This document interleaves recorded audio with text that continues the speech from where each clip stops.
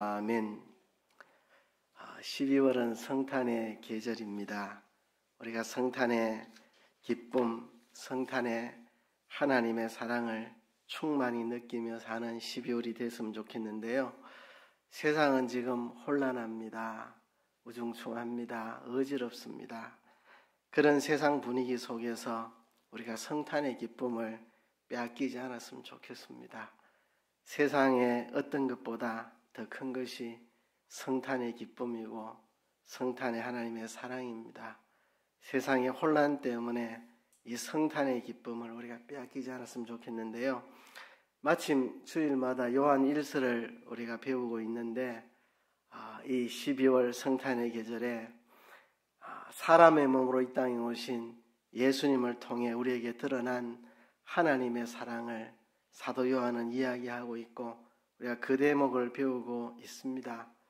주일에 하고 싶었던 이야기, 다 하지 못했던 이야기를 좀 더 이야기를 오늘 하려고 합니다. C.S. 루이스라는 사람이 말했던 것처럼 사람과 사람 사이의 사랑을 네 가지로 분류해 볼 수 있습니다. 첫째가 애착이고, 둘째가 우정이고, 셋째가 남녀 간의 에로스, 네 번째가 자비라고 할 수 있는데요. 이 네 가지 사랑 모두 다 한계를 가지고 있습니다. 그것은 필요에 의한 사랑이라는 겁니다.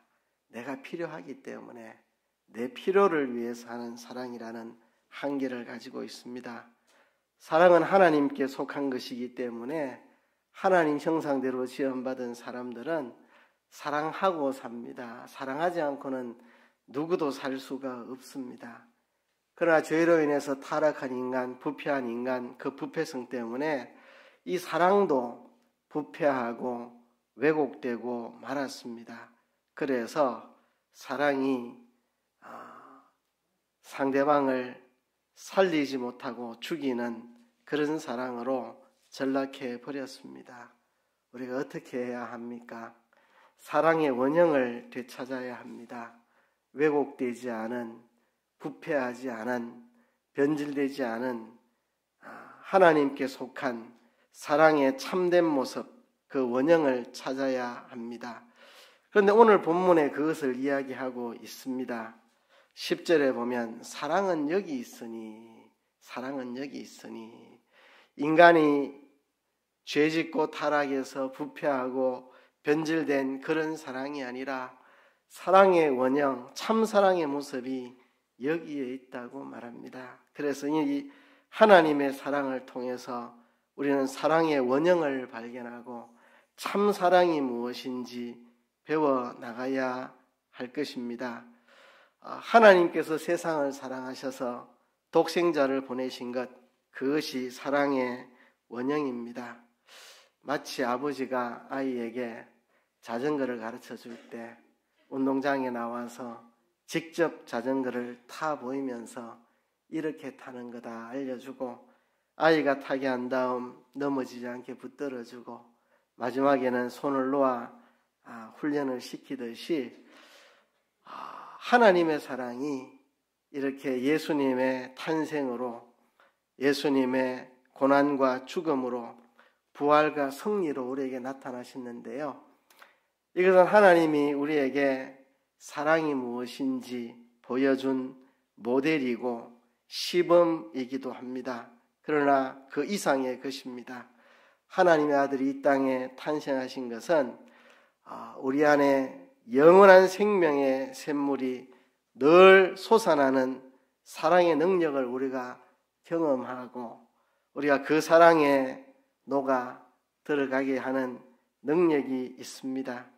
이 하나님의 아버지의 사랑, 하나님 아버지의 사랑, 이 사랑을 오늘 본문은 네 가지로 특징을 소개하고 있습니다. 첫 번째는요, 나타나신 바 된 사랑. 그렇죠? 두 번째는 보내신 사랑. 세 번째는 우리를 살리려 하시는 사랑, 우리를 살리는 사랑. 네 번째는 먼저 하는 사랑. 이 네 가지 특징이 오늘 본문의 하나님의 사랑의 특징으로 나타나 있습니다. 이 네 가지 특징을 오늘 여러분들하고 좀 더 자세하게 생각해 보려고 합니다. 하나님의 사랑은 우리에게 나타나신 바 되었습니다. 9절에 보면 하나님의 사랑이 우리에게 이렇게 나타난 바 되었으니, 하나님의 사랑이 우리에게 이렇게 나타난 바 되었다. 이 나타난 바 되었다는 것은 요한일서가 우리에게 계속해서 강조하는 것입니다. 예수 그리스도께서 육체로 세상에 오셨다. 요한일서가 계속 강조하는 겁니다. 예수 그리스도께서 육체로 세상에 오셨다. 이게 나타난 사랑이죠. 그죠? 말씀이 드디어 육신이 되어 우리 가운데 거하게 되신 이것이 바로 사랑이라고 하는 겁니다. 이것은 바로 언약의 실현입니다. 언약의 실현. 하나님의 언약, 그 약속이 실현되는 겁니다. 마치 비가 땅에 내리면 헛되이 돌아가지 않고 토지를 적셔 싹이 나고 꽃이 피고 열매가 맺게 하는 것처럼 하나님의 약속은 그냥 헛되이 돌아가지 않고 반드시 성취된다는 것입니다.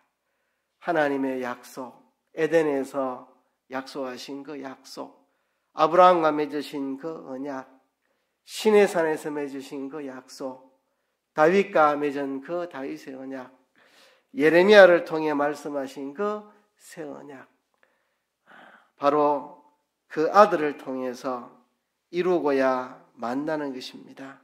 이게 바로 나타난 바 된 하나님의 사랑입니다. 옛 언약 가운데에 살던 이스라엘 백성들이 언약 이행에 실패하고 바벨론 포로로 끌려갔습니다. 거기서 회개하고 돌아왔는데요. 돌아와서도 그들은 오래가지 못하고 또 타락하고 부패하게 되었습니다. 그러나 하나님께서는 약속대로 독생자 예수 그리스도를 보내주셔서 하나님의 언약을 성취하셨습니다. 하나님께서 아브라함과 맺은 언약을 이루시기 위해서 그의 후손들을 애굽에서 이끌어 홍해를 건너 광야 40년을 지나 가나안 땅으로 인도하셨는데, 그들은 적과 꿀이 흐르는 가나안 땅에서 하나님 아닌 세속왕을 달라고 요구하면서 세상 사람들처럼, 하나님 없는 사람처럼 살고 싶어 했고, 그들은 결국 하나님을 완전히 버리게 되었습니다. 가나안의 7 족속들과 같이 그들과 다르지 않는 삶을 살게 되었습니다. 맛이른 소금으로 짓밟혀 그들은 약속의 땅에서 쫓겨나게 되었습니다. 그렇게 됨으로 하나님이 약속을 버리셨는가? 하나님의 사랑이 중단되었는가? 하나님이 그 백성들을 포기하고 버리셨는가? 그렇지 않다는 겁니다. 하나님은 약속을 깨뜨리지 않고 그 약속을 성취하셨다는 겁니다. 그들에게 주신 하나님의 은혜를 다 누리면서도 그의 계명을 지키지 않고 짓밟았던 그들, 그럼에도 불구하고 하나님은 그 언약을 영영히 잊지 않고 시행하셨던 하나님입니다. 하나님께서는 400년의 침묵기를 깨고 예수 그리스도를 이 땅에 보내주셨습니다. 이것이 나타난 하나님의 사랑입니다.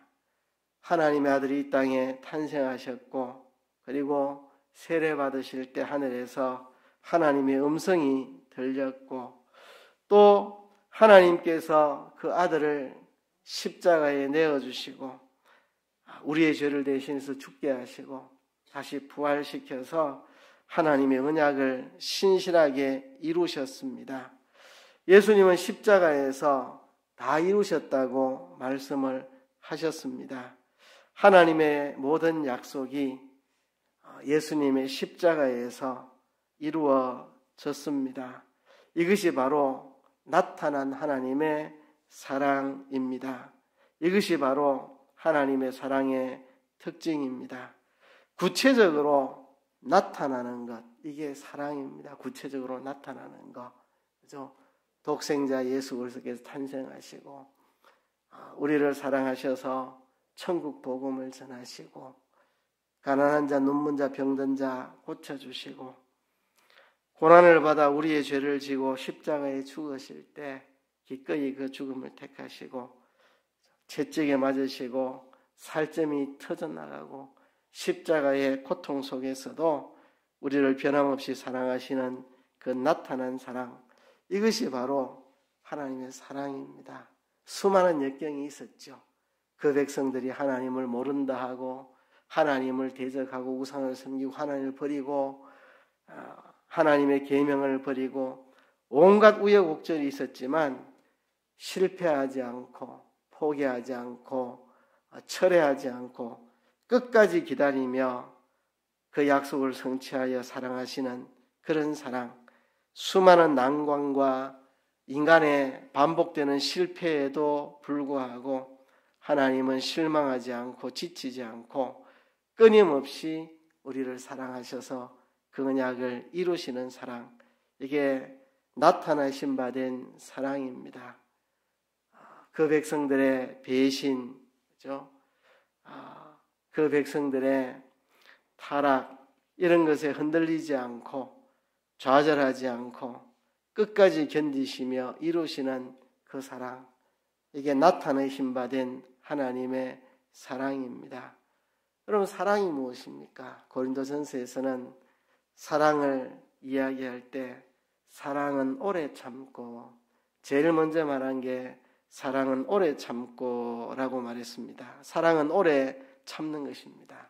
세상 어디에 가서 물어보십시오. 사랑이 무엇입니까? 하면은 가슴 설레는 거요, 두근거리는 거요, 첫눈에 반하는 거요, 밤새도록 생각나서 못 견디는 거요, 다 이렇게 말합니다. 그 누구도 사랑은 오래 참는 것입니다 라고 말하지 않습니다. 세상 사랑은 첫눈에 반하고 가슴 설레고 보고 싶으면 못 견디고 이런 걸 사랑이라고 말합니다. 그러나 성경은 사랑은 오래 참는 것이라고 말합니다.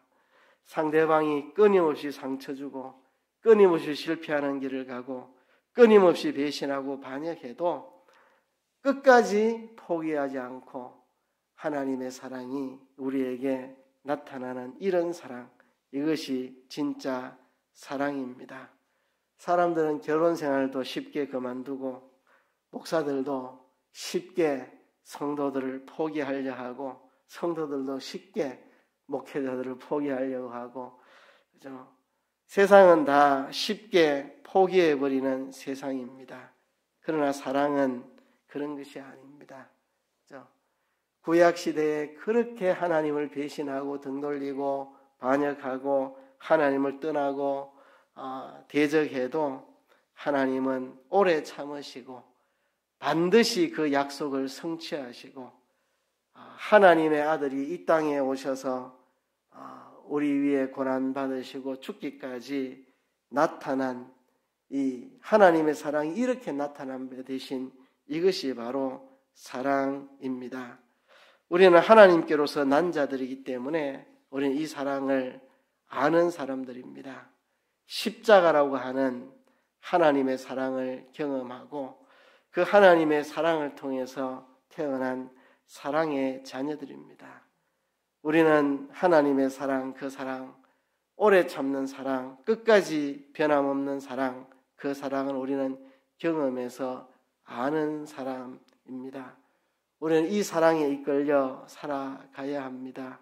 이 사랑의 강건하심을 받고 이 사랑에 이끌려 살아가는 우리들이 되어야 합니다. 우리가 하나님의 자녀라면 오래 참아야 합니다. 오래 참아야 합니다. 내게 상처 주는 사람에게도 내게 아픔을 주는 사람에게도 우리는 오래 참고 끝끝내 그에게 우리의 사랑을 나타내는 그런 사람이 되어야 합니다. 가족에게, 이웃에게, 성도에게, 이 나라 이 민족에게, 우리 사회에게 우리가 이런 오래 참는 나타나는 사랑으로 우리가 다가가야 합니다. 사랑은 모든 것을 바라고 모든 것을 견디고 모든 것을 믿는다고 말했습니다. 사랑은 끝까지 포기하지 않습니다. 그 백성들이 그렇게 하나님을 반역하고 대적하고 등 돌리고 해도 하나님의 사랑은 끝까지 포기하지 않는 사랑이었습니다.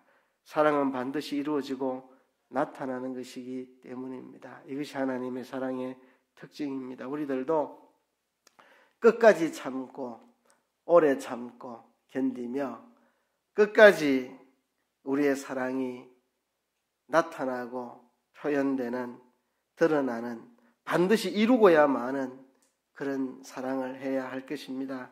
오늘 본문의 두 번째 사랑의 특징은 보내신 사랑입니다. 오늘 본문에 보면 하나님이 자기의 독생자를 세상에 보내심은 이라고 말합니다. 하나님이 자기의 아들을, 독생자를 세상에 보내셨다. 이것이 바로 사랑입니다. 보내신 사랑. 하나님께서 그 아들을 십자가에 우리의 대속물로, 속죄의 제물로 내어주신 사랑, 이것이 하나님의 보내신 사랑입니다. 중요한 것은 하나님의 사랑의 본질적인 특징이 우리를 위해 그 아들을 세상에 보내신 사랑이라는 사실입니다. 그 아들이 누구입니까? 독생하신 아들, 하나님의 아들입니다. 하나님의 아들. 그 아들을 우리에게 보내주셨다는 것입니다. 하나님의 아들로서의 지위와 영광과 능력을 가지신 예수님, 그 아들을 이 세상에 우리를 위해 보내셨다는 사실입니다. 그는 모든 창조물보다 먼저 나신 자라고 성경에 말하는데요. 그 맏아들을 우리를 위해 아끼지 않고 내어주신 그것이 하나님의 사랑입니다. 여러분, 사랑이 무엇입니까? 하나님의 사랑은 독생자를 보내심으로 나타난 사랑, 이것이 하나님의 사랑입니다. 우리의 죄를 위하여 독생자를 보내셨습니다. 여러분, 아들을 보낸다는 거, 이게 어떤 의미인지 부모 되신 여러분들은 너무나 잘 압니다. 내게 있어서 가장 소중한 아들, 내가 얼마나 귀하게 키운 아들인데 군에만 보내도 부모들이 울어요. 군에만 보내도 뭐 사지에 보내는 것도 아닌데, 그죠? 요즘 군대 참 좋아가지고 저도 아이들 보내면서 마음이 든든하더라고요. 군대 시설도 좋고 밥도 잘 나오고 뭐 얼마나 좋은지. 그런데도 가보니까, 우리 아이들 입대할 때 가보니까 우는 부모들 참 많더라고요. 내가 어떻게 키운 아이인데 이 험한 곳에 보내나 하고 애잔한 마음, 상실감을 느끼는 부모들 참 많이 있습니다. 또 어떤 부모들은 딸 시집 보내면서 그렇게 우는 부모들이 있어요. 그죠? 사지로 보내는 것도 아닌데 딸을 보내면서 우는 아빠들이 있습니다. 아들을 군대 보내면서 우는 엄마들, 딸을 시집 보내면서 우는 아빠들. 그죠? 하물며 하나님 우리 아버지께서 품 안에 있는 독생자 예수 그리스도, 영광스럽고 흠없는 하나님이신 예수님을 쓰레기가 가득하고 시궁창 같은 세상에 보내시는 그 사랑, 이 사랑이 과연 어떤 사랑인가? 독생자를 우리를 위해 보내시는 사랑. 자신의 독생자를 거짓과 불의와 죄악이 난무하는 이 세상 속에 아끼지 않고 보내시는 그 하나님의 사랑, 그것이 바로 사랑입니다. 사랑입니다. 그래서 보내신 사랑이죠. 이 사랑을 우리가 본받아야 하겠습니다. 오늘도 이 사랑을 깨달은 사람은 자기의 아들을 오지의 선교사로 보내기도 하고, 이 사랑을 깨달은 사람은 자기가 아끼는 것을 아끼지 않고 내어놓는 그런 사랑을 합니다. 그죠? 오늘 우리들도 그런 사랑을 가지고 하나님이 나를 보내시면 내가 어디든지 가겠다. 하나님이 보내시는 곳이면 나는 어디든지 가며 무엇이든지 하겠다. 하나님이 내놓으라고 하면 무엇이든지 내어놓겠다. 그런 마음, 그것이 바로 사랑입니다. 나는 그런 데는 갈 수 없어요. 내 자식은 그런 데 보낼 수 없어요. 내 자식은 목회자로 나 죽어도 못 보내요. 이것만은 내가 아끼는 거라 놓을 수 없어요. 이거는 사랑이 아닙니다. 이것은 사랑이 아닙니다.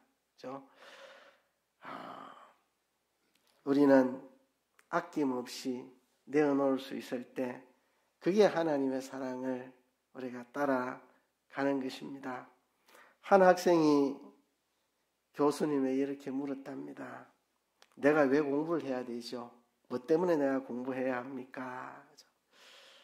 부모들이 하도 공부하라고 닥달하니까 너 인마 출세해야지, 너 인마 성공해야지, 좋은 대학 가야지, 좋은 데 취직해야지, 그러니까 공부해야지 맨날 닥달하니까 아이들이 왜 공부해야 됩니까? 반항심이 생겨서 선생님에게 물었는데 선생님은 이렇게 대답을 했다고 합니다. 그래, 열심히 공부하거라. 공부해서 최고가 되거라. 그렇게 최고가 돼서 뭐 하느냐? 네가 배우고 갈고 닦은 것을 가지고 약한 사람, 가난한 사람, 어려운 사람을 돕는 데 쓰거라. 그러기 위해서 네가 배워야 한다. 그렇죠? 우리가 어릴 때 어른들에게 많이 들었던 이야기, 배워서 남주나, 야 인마 공부해, 배워서 남주나 이런데, 그죠? 참 고약한 말입니다. 배워서 남주나. 배워서 남줘야죠. 왜 우리가 공부해야 되느냐? 남을 주기 위해서. 내가 배우고 갈고 닦은 걸 가지고 남을 위해서 내가 쓰임받기 위해서, 다른 사람에게 뭔가를 보내기 위해서, 그죠? 사랑하는 것. 이것이 사랑의 모습입니다. 우리는 이런 사랑을 해야 합니다. 하나님께서 독생자를, 품 안에 있는 독생자를 우리에게 내어주신 것처럼 우리들도 우리의 소중한 것들을 기꺼이 내어놓는 사랑, 이것이 참 사랑입니다.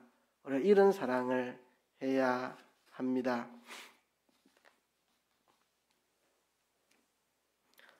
여러분, 어떤 분이 그런 이야기를 합니다. 꽃들 중에 가장 아름다운 꽃은 들꽃일 것이다. 아무도 부어주는 사람이 없고 햇빛 아래 홀로 흔들거리면서 있지만 하나님이 꽃피라고 하는 그 자리에 아름답게 꽃피어서 지나가는 나그네라도 하나 있으면 그가 보고 즐거워하도록 피어있는 들꽃처럼 우리들도 하나님께서 우리에게 심겨준 그 자리에서, 하나님이 나를 보내신 그 자리에서 내가 맡은 그 일에 있어서 최선을 다해서 꽃피는 것, 그것이 바로 하나님의 사랑의 모습이라고 하는 것입니다. 하나님이 독생자를 이 땅에 보내셨듯 우리도 우리의 소중한 것, 우리의 가장 가치 있는 것, 귀중한 것들을 주를 위해서 내어놓을 수 있고, 주님이 보내신 곳이라면 어디든지 갈 수 있고, 무엇이든지 시키면 할 수 있고, 무엇이든지 내가 희생할 수 있는 것, 이런 것이 사랑의 모습이라는 겁니다. 세 번째는 하나님의 사랑은 살리는 사랑입니다. 우리를 살리려 하심이니라, 본문이 그렇게 말씀을 했습니다. 사랑의 목적은 살리는 데 있습니다. 사랑의 결과도 살려내는 데 있습니다. 이것은 사랑의 본질에 해당합니다. 사랑의 목적은 상대방을 살려내는 것입니다. 사랑의 결과는 상대방이 살아나는 것입니다. 이것이 바로 하나님의 사랑입니다. 우리를 살리려 하심이라. 하나님께서 그 아들을 세상에 보내신 목적은 우리를 살리려 하심입니다. 그 결과 우리가 살아났습니다. 예수님이 우리의 속죄의 제물이 되어주심으로 우리 스스로 벗어날 수 없는 죄의 사슬에서 벗어나고, 우리 스스로 헤쳐나올 수 없는 죽음의 올무에서 우리는 벗어났습니다. 그가 친히 죽으심으로 우리는 죽음을 이기고 살아나게 됐습니다. 그가 부활하심에 동참하여 우린 부활의 생명을 얻게 되었습니다. 성령께서 오셔서 우리의 영을 거듭나게 하셨습니다. 그래서 우리는 예수님에게 있는 그 부활 생명을 우리가 가지게 되었습니다. 하나님의 아들을 통해서 그에게 속한 모든 부요와 지혜와 능력과 권세를 그와 함께 받아 누리게 되었습니다. 이게 우리가 살아난 것입니다. 이제 죄에 대해서는 죽고 의에 대해서 살아나게 되었습니다. 이제는 의로운 일을 행할 수 있고 선한 것을 꿈꾸고 이루어갈 수 있는 우리들이 되었습니다. 우리가 죄에 대해서는 죽고 의에 대해서 살아나는 이런 새 삶을 살게 되었습니다. 예수님이 이 땅에 오셔서 우리를 살려내셨기 때문입니다. 그렇죠? 사랑은 반드시 상대방을 살려내는 일을 합니다. 우리가 사랑하는 사랑이 상대방을 살려내는 사랑인가 우리는 돌아봐야 됩니다. 우리는 사랑한다고 하면서 상대방을 죽이는 일을 너무 많이 합니다. 우리는 하나님의 사랑을 받았고 그 사랑으로 다른 사람을 살려내는 일을 해야 합니다. 먼저 우리가 하나님의 사랑을 통해서 내가 살아나는 경험을 했다면 이 사랑을 가지고 다른 사람을 살려내는 일을 해야 합니다. 상대방을 회복시키고 일으켜 세우고 치유해주고 고쳐주고 상대방이 살아나는 그런 일을 하는 것, 이것이 바로 사랑입니다. 세상은 세상의 말을 듣고 세상을 따라 사랑합니다. 사랑하면 사랑할수록 자기도 죽고 상대방도 죽이는 사랑을 하게 됩니다. 그래서 사랑한다면서 폭력을 휘두르죠. 데이트 폭력. 사랑한다는 이름 하에 폭력을 휘두릅니다. 부모가 자식을 사랑하는 것도 사랑한다는 명목 하에 자식을 망치는 일을 많이 합니다. 오직 성적, 오직 인류대학, 오직 출세, 이렇게 자식들을 들볶아서 자식들을 죽이는 부모들이 많이 있습니다. 교육이라는 이름으로 사람을 죽이고, 그렇죠? 교회는 다릅니까? 교회는 모든 것을 사랑의 이름으로 합니다. 그러나 사랑의 이름을 가졌지만 사람을 살려내지 못하고 짓누르는 그런 일들을 많이 합니다. 사람들을 죄책감에 빠뜨리거나 위선적인 신앙, 형식적인 신앙에 빠져 자타가 망하는 그런 일들을 교회 안에서도 많이 합니다. 여러분, 사랑은 상대방을 살려내는 게 사랑입니다. 우리가 하는 사랑을 돌아봅시다. 내가 정말 살리는 사랑을 하고 있는가? 죽은 사랑, 죽이는 사랑을 하고 있는가 하는 겁니다. 고린도전서에서는 사랑을 말하면서 사랑은 진리와 함께 기뻐한다 그랬습니다. 이게 세상과 다른 것입니다. 사랑은 진리와 함께 기뻐한다. 진리를 떠난 사랑은 사람을 죽이는 사랑입니다. 하나님의 말씀, 진리가 사람을 살려냅니다. 그래서 진리를 떠난 사랑은 죽이는 사랑입니다. 그래서 고린도전서에 사랑은 진리와 함께 기뻐한다고 그렇게 말하고 있습니다. 그래서 우리가 상대방을 살리는 사랑, 진리와 함께 일하는 사랑을 우리는 배워야 합니다. 사랑 없는 진리도 문제입니다. 사랑 없는 진리도 사람을 죽입니다. 진리로 사람을 죽이는 방법이 많이 있습니다. 사랑 없이 진리의 칼을 휘두르면 사람을 죽입니다. 사랑 없이 진리의 칼을 휘두르면 사람이 죽게 됩니다. 그래서 사랑 없는 진리도 안 되고 진리 없는 사랑도 안 됩니다. 진리 없는 사랑도 사람을 죽이게 됩니다. 그래서 우리는 진리와 함께하는 사랑, 사람을 살려내는 사랑, 그런 사랑을 우리가 해야 합니다. 사랑으로 다가가서 진리로 사람을 살려내는 그런 일을 해야 합니다. 언제든지 우리는 사람들에게 사랑으로 다가가서 진리로 그를 일으켜 세우는 그런 일들을 해야 합니다. 이것이 우리가 해야 하는 사랑입니다. 사람을 살리는 사랑, 우리가 해야 할 그런 사랑입니다. 마지막으로 네 번째는요, 사랑은 먼저 하는 사랑입니다. 먼저 하는 사랑. 사랑은 여기 있으니 우리가 하나님을 사랑한 것이 아니요 오직 하나님이 우리를 사랑하사 우리 죄를 위하여 화목제로 그 아들을 보내셨습니다. 그랬습니다. 우리가 하나님을 사랑한 게 아니고 하나님이 우리를 사랑하셨다. 하나님이 먼저 우리를 사랑하셨습니다. 우리가 하나님을 사랑할 것을 예상하고 우리를 사랑하신 게 아니라 우리가 하나님을 전혀 사랑하지 않을 때 하나님은 먼저 우리를 사랑하셨습니다. 이것이 사랑의 본질이고 특징입니다. 그렇죠? 무조건적인 사랑, 조건 없는 사랑. 그렇죠? 우리가 하는 사랑은 상대방이 내게 어떻게 하는지 봐가면서 하는 사랑, 조건 있는 사랑입니다. 저 사람이 내게 어떻게 하느냐, 여기에 따라서 내가 움직이는 사랑, 또 내가 이 사랑을 베풀면 그가 내게 보답을 할 것인가를 계산하고 하는 사랑, 조건 있는 사랑. 하나님의 사랑은 조건 없는 사랑입니다. 우리가 하나님을 사랑하지 않아도 하나님 우리를 사랑하십니다. 그럼 우리가 하나님을 사랑하는 건 필요 없느냐? 그렇지 않습니다. 사랑에는 요구가 따릅니다. 요한 1서에서도 그의 계명을 지키라고 말합니다. 하나님의 사랑을 경험한 사람은 그의 계명을 지키라고 말합니다. 사랑엔 요구가 따릅니다. 시내산에서도 10계명의 요구가 주어졌고 예수님의 십자가 사랑도 세 계명 너희가 서로 살아라는 계명이 주어졌습니다. 그러나 우리가 이것을 알아야 됩니다.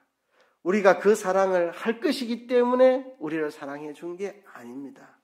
우리가 하나님을 사랑하든 사랑하지 않든 개의치 않고 하나님은 우리를 먼저 사랑해 주셨고 그리고 사랑을 받은 우리에게 그 사랑을 실천하라고 요구하고 계신 것이고 우리가 그것을 얼마나 잘 실천하느냐 그것을 조건 삼지 않고 그냥 무조건적으로 사랑해 주신 조건 없는 사랑입니다.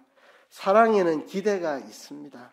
내가 그를 사랑할 때 그가 바로 서서 훌륭한 사람이 되기를 바라는 기대가 있어야 되죠. 기대가 없는 사랑은 사랑이 아닙니다.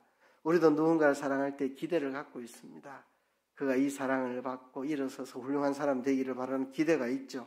부모가 자식에게, 목사가 성도에게 기대를 가지고 있습니다. 하나님도 그 백성들을 사랑하실 때 그 백성에 대한 기대가 있습니다. 내 백성이 이렇게 살아주기를. 그러나 그 기대대로 우리가 살고 안 살고와 관계없이 하나님은 먼저 우리를 사랑하셨습니다. 우리가 하나님을 사랑하지 않을 때, 우리가 하나님을 모를 때, 우리가 하나님을 등져 있을 때 하나님은 먼저 우리를 조건 없이 사랑하셨습니다. 이것이 바로 사랑입니다. 그렇죠? 조건 없이 우리의 어떠함에 관계없이 사랑하신 것. 우리도 이런 사랑으로 사랑을 해야 합니다. 그가 어떠함과 관련 없이 우리는 사랑해야 합니다. 그가 잘못해도 부족해도 연약해도 우리는 끊임없이 먼저 사랑하는 사랑, 조건 없이 사랑하는 사랑, 이런 사랑을 해야 합니다. 조건을 따지지 말고 그가 내게 어떻게 했느냐를 따지지 말고 조건 없이 먼저 사랑하는 사랑, 그런 사랑을 해야 됩니다. 용서도 먼저 해야 됩니다. 용서도 먼저 해야 됩니다. 그렇죠? 옛날 일입니다. 옛날 일. 우리 교회에서가 아니고 옛날 일인데 성도들 간에 다툼이 있었는데 그죠? 제가 한쪽 분에게 이야기를 했습니다. 먼저 미안하다고 하세요. 먼저 미안하다고 하세요. 그래야 해결이 됩니다. 집사님이 먼저 집사님도 잘못한 거 있잖아요. 그분도 잘못한 게 있지만 집사님도 잘못한 게 있으니까 서로 잘못했다고 말해야 되는데 누가 먼저 잘못했다 말해야 상대방도 잘못했다 안 하겠습니까? 집사님 먼저 이야기하세요.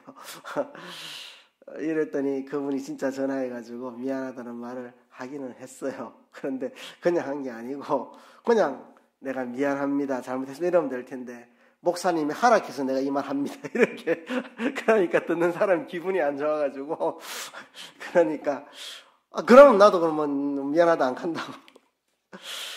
아휴, 나이가 50이 넘어가지고 미안하다는 말 한마디 못해가지고 목사님이 하락해서 말하는데 미안합니다.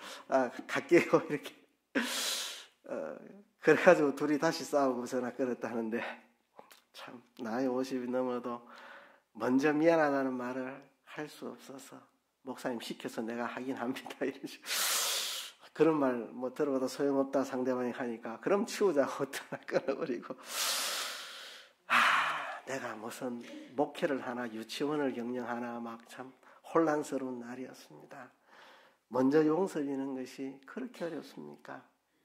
하나님은 먼저 우리를 사랑하셨는데 우리가 하나님을 알기도 전에 하나님을 사랑하기도 전에 우리 하나님께 헌신하기도 전에 우리가 하나님을 등지고 죄짓고 하나님을 반역하고 하나님 보시기에 아무런 쓸모없을 때 먼저 우리를 사랑해 주셨는데 우리가 어떻게 할 것을 전제 삼아서 한 게 아니고 하나님 우리에게 기대는 가지고 계시지만 네가 내 자녀로서 이렇게 살아달라 기대는 가지고 계시지만 그 기대대로 되고 안 되고를 조건 삼아서 사랑한 게 아니고 그 기대대로 우리가 하든지 안 하든지 조건 없이 먼저 우리를 사랑해 버리신 이게 하나님의 사랑인데 우리는 그렇게 사람을 사랑할 수 없는가? 우리는 그렇게 왜 사람을 사랑할 수 없는가를 생각해 봅니다. 여러분, 사랑은 하나님께 속했고 하나님께 사랑의 원형이 있습니다. 우리가 그런 사랑을 하고 있는지 이 성탄의 계절에 생각을 해봅시다. 나타난 사랑, 우리의 사랑이 구체적인 행동으로 삶으로 오래 참고 반드시 실현하는 사랑으로 나타난 사랑인가? 우리의 사랑이 독생자를 보내신 같이 내 소중한 것을 다 내려놓을 수 있는 그런 사랑인가? 우리의 사랑이 상대방을 진정으로 살려내는 사랑인가? 우리가 하나님의 사랑처럼 조건 없이 이유 없이 따지지 않고 먼저 하는 사랑을 우리가 하고 있는가? 우리의 사랑을 돌아봅시다. 이 성탄의 계절 우리를 이렇게 사랑하신 하나님의 사랑, 예수님의 탄생으로 우리에게 드러난 이 사랑을 깊이 생각하고 우리도 그 사랑으로 사랑할 수 없는가 고민하며 우리도 그 사랑을 흉내내며 따라가며 그 사랑을 실천해보는 우리들이 되기를 주의 이름으로 축복합니다.